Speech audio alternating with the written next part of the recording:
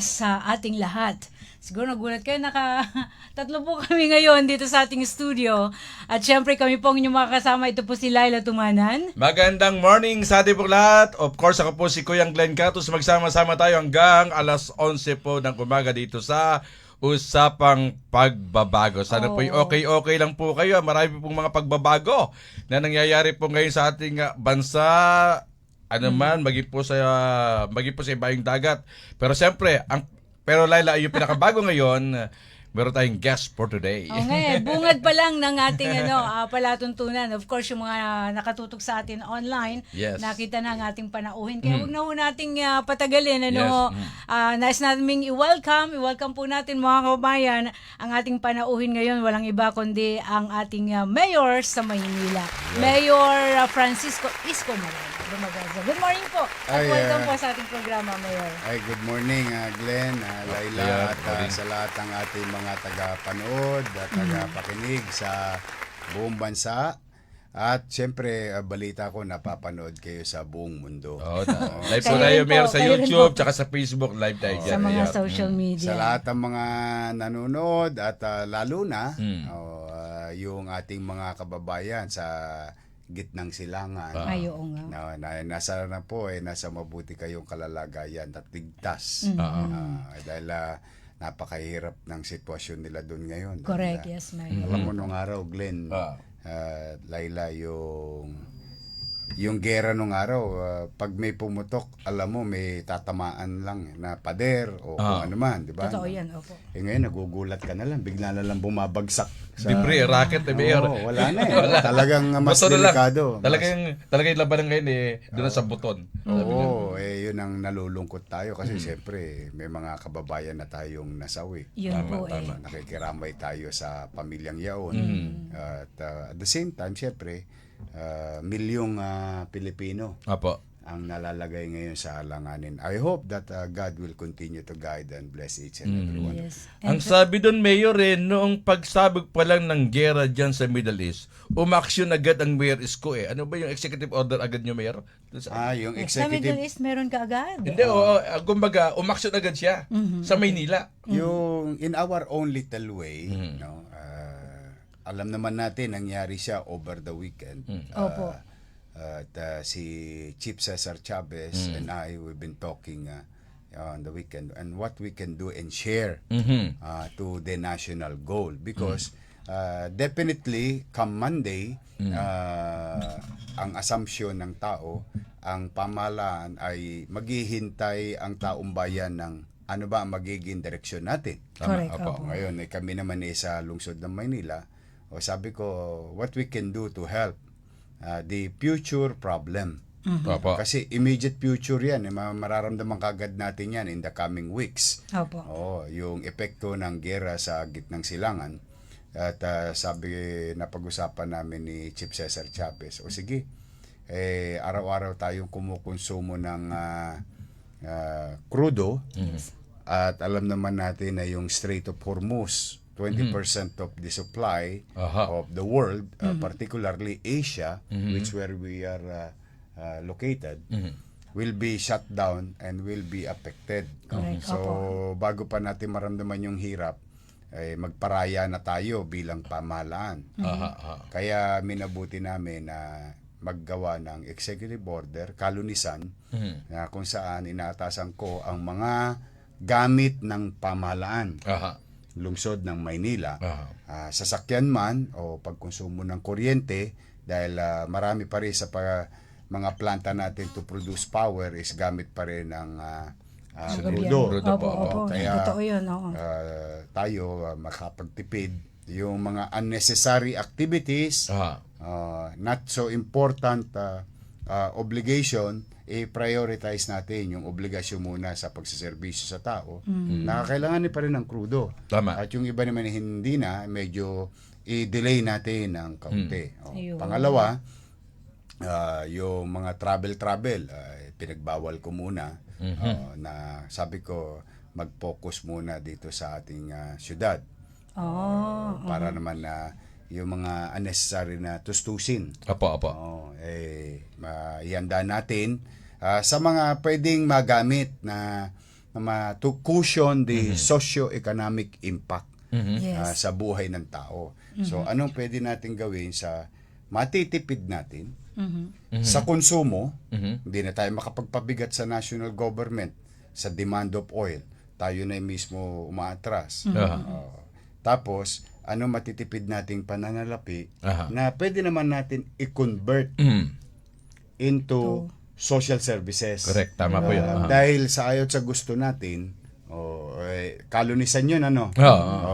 Di ba, pumuputok na nun. Correct, yes, 1 opo. peso and 20 centavo. Kay Kamartisan, biri mo, Miyerkules, 12 pesos na. Ang mahal. So, anong epekto niyan? Tataas Sobra. ang pamasahe, Correct. tataas ang pagkain, ang Sunod-sunod kuryente, na yan, opo. yung cost, no? Sunod-sunod yan. At ang tatama yan kay Juan de la Cruz. Tama. Ngayon, paano naman natin bilang pamahalaan na yung lagapak ng tao, makapaglagay tayo ng alpombra Opo. para hindi masyado masaktan Masakit, ng tao. opo. Yun, sabi ko, doon natin igigiya. And last night, I spoke with, after everything said and done, pinatupad na Executive Order number 7. Last night, I spoke with the Finance Committee ng Manila. At nagbigay ako ng direktiba because nagpadala si President Bongbong Marcos ng salapi sa lahat ng local government. Ewan ko kung nabalitaan niyo about a week ago. Tawag dito ay PALGU or Financial Assistance to Local Government Unit under LGSF or Local Government Support Fund. Kaya lamang ang magiging mangyayari dyan ay siyempre kailangan kami may pa rin pang mga alituntunin ng acquisition ng mga produkto o serbisyo. That will take about a few weeks. Okay. Yun ang ipinayo sa akin dahil nasa palad na namin ngayon yung salapi ng national government under the office of the president. Pero hindi namin kagad namin maililatag. Kailangan namin top din pa. Until declaration of state of emergency. Until that, in the absence of that, we cannot. But, inahanda na namin. So, pero, yung sabi ko doon sa Finance Committee, ano naman ang meron tayo? Ayun. Yun. Tama. Ano naman ang meron tayo? Siguro masasabi ko, as we speak, mga ang papeles simula kagabi hanggang kaninang umaga ay gumagana. In the coming days, kami mag-aanunsyo. Para abatan na yung kanilang gastusin sa bahay, papuntang trabaho, o anumang gastusin sa pamumuhay, ang lokal na pamahalang lungsod ng Maynila ay mag-i-infuse naman for a couple of hundreds of thousands of people in Manila. So, by Monday, start na yung mga nabanggit ninyo, Mayor. I'm hoping mai-implement. by this week or by Monday, makapag-announce na kami ng ano yung mga susunod naman namin gawain. But since Monday, mapapansin nyo may mga portion na pinagpapaumanin ko lang, pinagpapauna ko na sa mga mamamayang dumadako sa City Hall. Mapapansin ninyo may mga areang parang sa araw medyo parang madilim. Nagpapatay kasi ako ng ilaw. Condition. Tama. Yung Tama naman yun. lamig lang. Sa pagtitipid na ang ginagawa natin. Hanggang kailan ito kaya natin gagawin, Mayor? Well, if we follow the news, at kung susundan natin yung mga statement ni President Donald Trump o mga world leaders, ang target nila ay 4 weeks na matapos. But we really don't know. War is war. Napaka fluid ng sitwasyon yan. It can end up a day or two or even years. Tama. But then again, hindi naman tayo titigil makapaghanap ng paraan na maibsan yung hirap na mararanas o dadanasin ng taong bayan. Ganyan ginawa Mayor nung during that time na dumating yung COVID. In case of emergency. Naalala nyo pa? Mabilis ka umaksyon na. Parang gano'n. Nung pandemya, nako talaga naman, kahit hirap kami sa pera, Ipinagpapasalamat ko sa mga taga Maynila na sila ay nakikinig sa pamahalaan na pumanatag at gagawa tayo ng paraan. Kaya napansin mo, bagamat kami maraming challenging community, walang nambasag ng 7-Eleven, walang nambasag ng Jollibee, kasi inassure naman natin ng tao na meron tayong mapaghaharimunan. Kaya inilunsad natin yung food subsidy program. Yes. Kung saan buwan-buwan, for 8 months, 8 months yun na tumagal, 700,000 families binibigyan natin ng food box. Kaya lahat ng pangungutang ginawa ko noon, sabi ko, meron pa akong biro noon just to assure the people of Manila. Sabi ko, huwag kayong mag-alala.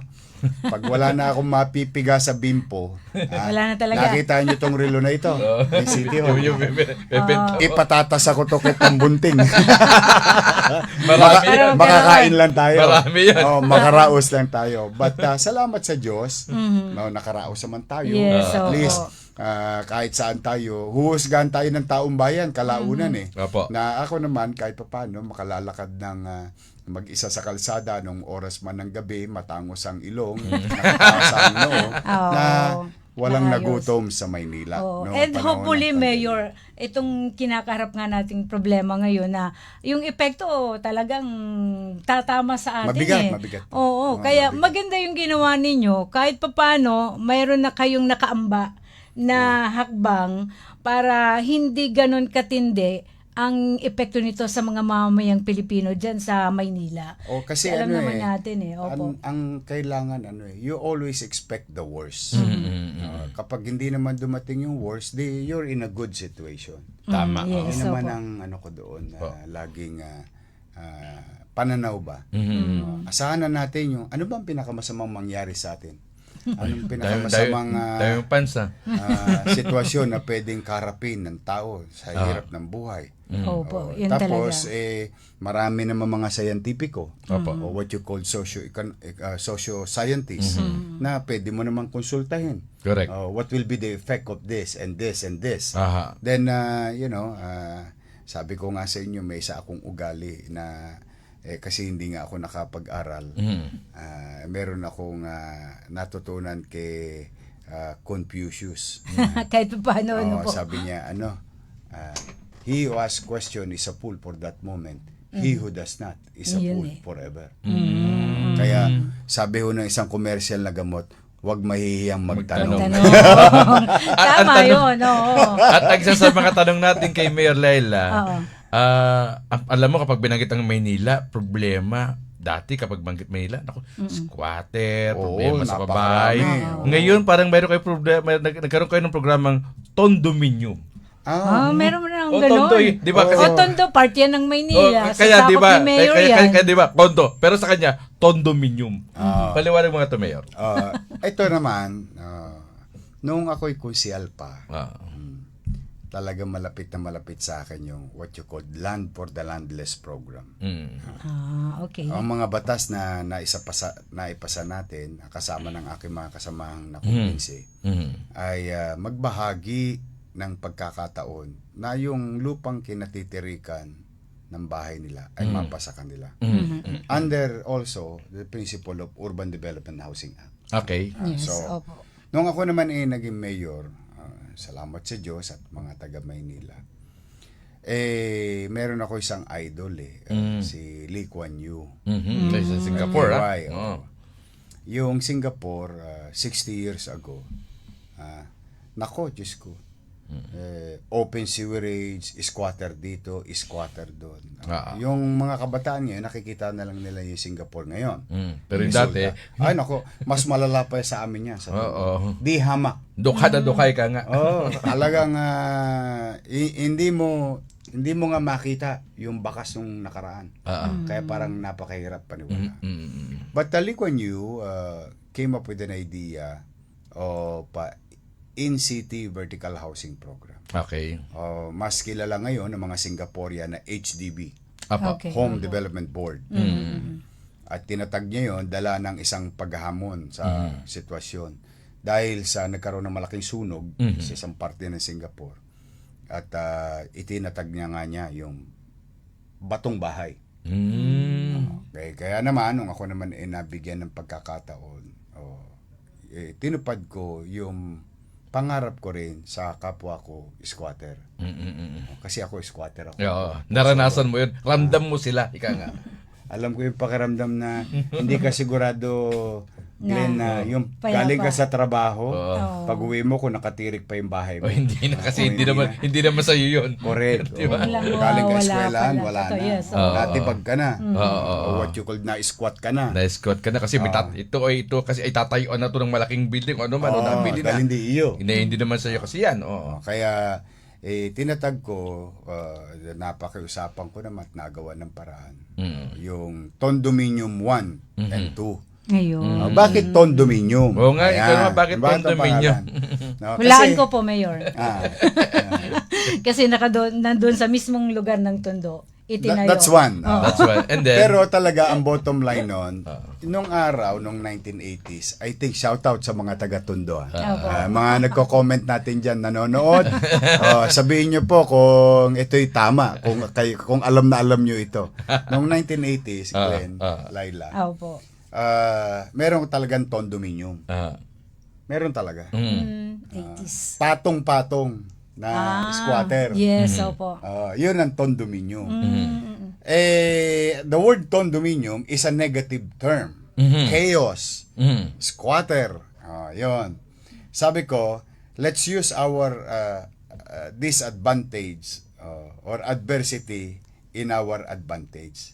Okay, opo. Buhayin natin yung salitang condominium para sa bagong henerasyon. Ang condominium will be now the symbol of hope. Yun eh. Oo. Simbolo ng pag-asa. Pag-asa na. Na pag sinabing saan ka natin. nakatira ngayon, sasakay ka ng sitak, ng taxi. Taxi.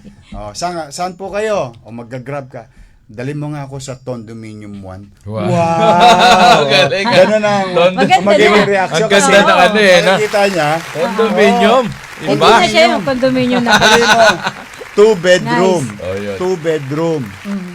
May sarili kang elevator. May Ilang sarili floor? kang gwardiya. 15 story, 20 nice. story. Grabe yan, ha? May sarili kang gwardiya.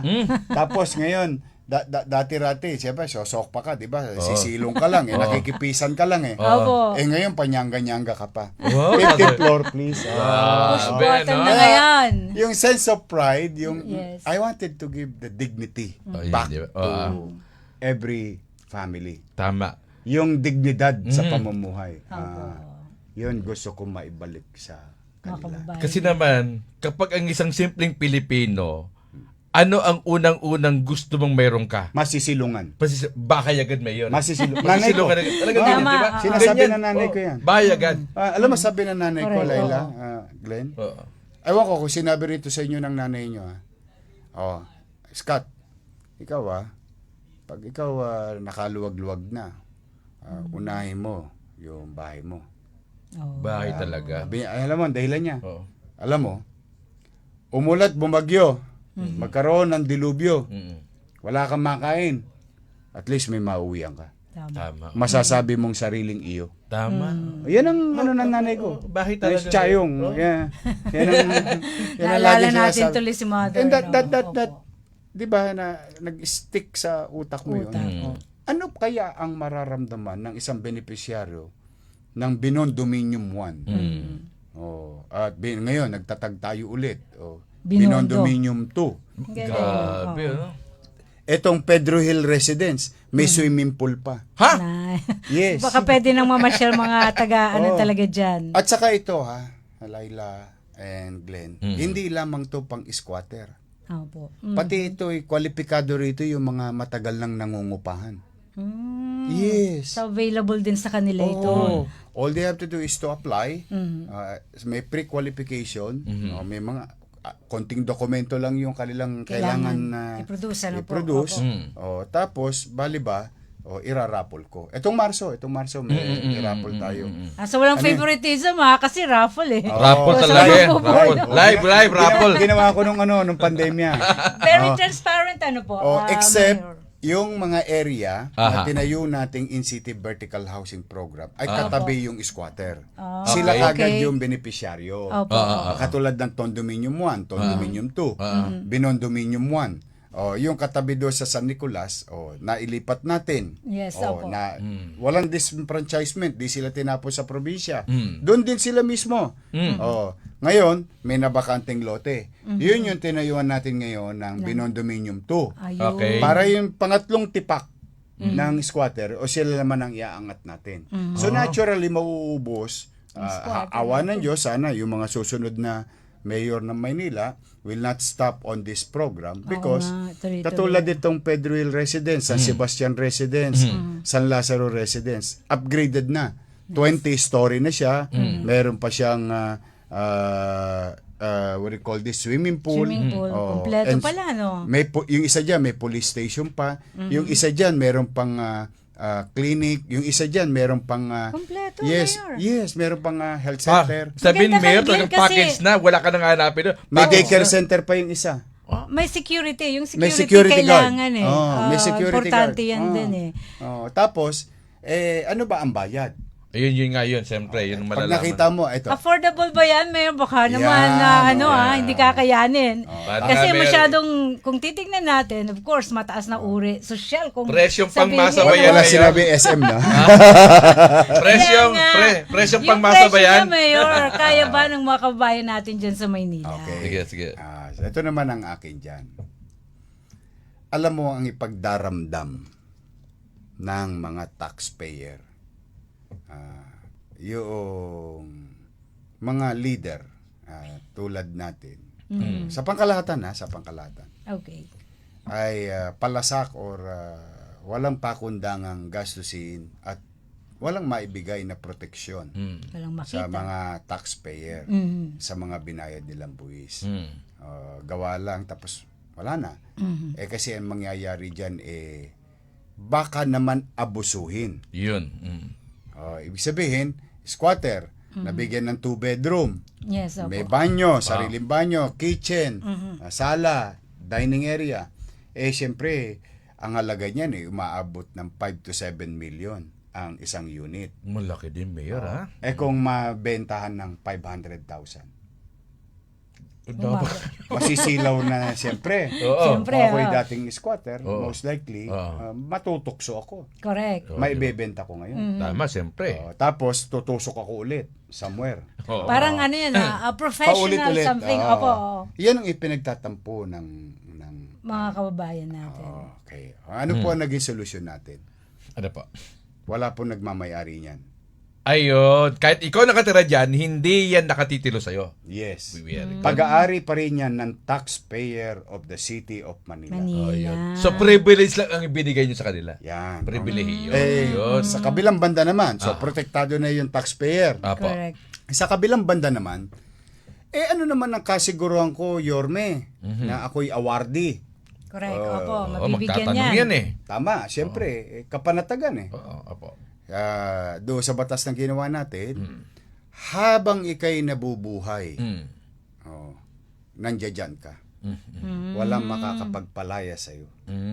Ayun ang maganda. Namatay ka na. paano yun? Oo. Paano nga? Ano, yan ba ay Yan. namamana ba yan? Tama na naman. Correct, Opo, oo. tutup din po natin yung kung ano ang naitala at naaayon sa batas na sibil or family code. Yung family rule on code. succession. Yes, opo. Yun. Kaya meron kang kapanatagan na kapag nagpantay na ang paa mo, Meron ano. yung mga anak mo hindi mapapariwara. Yun, safe pa rin sila. So, Yorme, parang lumalabas libre. Ay, hindi po. Ay, hindi ko naman po pwede na Libre lang. hayaan ang tao na yung umasa na lamang. Ayun. Paano oo. natin tinuruan ngayon maging magkaroon ng obligasyon ang tao? Paano? Kayo nagbabayad ng 2,000 pesos every month. Mura na yun. Napakamura. 2,000 at 3,000 Ano, pesos. mayroon parang rent to own? Hindi Yan, siya. magandang tanong ni Laila. Tama yun. Kasi magbabayad din sila monthly. May ganyan. May mga ganong nangyayari kasi. Alam mo Mayor, tong batas na to, with all honesty, Yes po. kung kailan ako hindi na mambabatas, ito yung pinakamahabang batas na ginawa ko. Okay. Sa totoo lamang. Nung dinadrop ko yung batas. Kasi base yan sa akademya, pangongopya, at karanasan ko. Ano ang magiging attitude ko. So, babayad kang 2,000, 3,000. So, rent to own. Hindi po. Yung 2,000, kalaunan, umangat na ang buhay mo, Laila. Okay. Glenn, dala ng ikay nakakita ng kaluwagan. 2,000 lang eh. Tsaka Yung bed tuloy-tuloy space lang. ngayon, 3,000, 4,000. Bed 3 space to pa lang 4. yun. Depende pa sa location yan. Tama. Ito, 2 bedroom, may gwardiya. And may facility. Kalaunan, ikay umangat na. Ayaw mo na. Yan. Ayaw mo na. Dahil ikay nakabili na ng lupa. Sariling Nakapagtatag ka pamamahay. na ng pamamahay mo. Opo. Alis ka na. Ah. Isosoli mo na sa amin. Turn over mo na siya. Yung unit. Isosoli ko rin lahat ng hinulog mo. Ah! Talaga lang. Kukwentahin lang. For example, ako sa 10 taon 2,000. ako, 2,000 sa 10 taon nandun ako. Tapos alis na ako. 240,000. Ibabalik. Talaga, Mayor. 240,000. Talaga, Mayor? So, alimbawa sa loob ng isang taon na pamamalagi niya doon. Yung, Tumama ka sa loto bigla. parang ano. Parang ka lang pala nagpaluwagan no? Hindi tsaka para kang nag-ipon. Nag-ipon ka lang. Nag-ipon ka ano. na. Oo. Now you get it. Yeah, Now maganda you Mayor get it. para sa... That's the exact word. Ang sinasabi kong leksyon sa kanila is, ang pamumuhay ay hindi libre. Correct. Kailangan maging responsable ka sa iyong sarili at iyong pamilya. Maganda yun, Ngunit Mayor, at the same time, ang gobyerno hindi para yumaman kundi para. sa mamamayan. Kundi para. Maglingkod. Tama. Ang perang binayad nila, gastusin mo into services.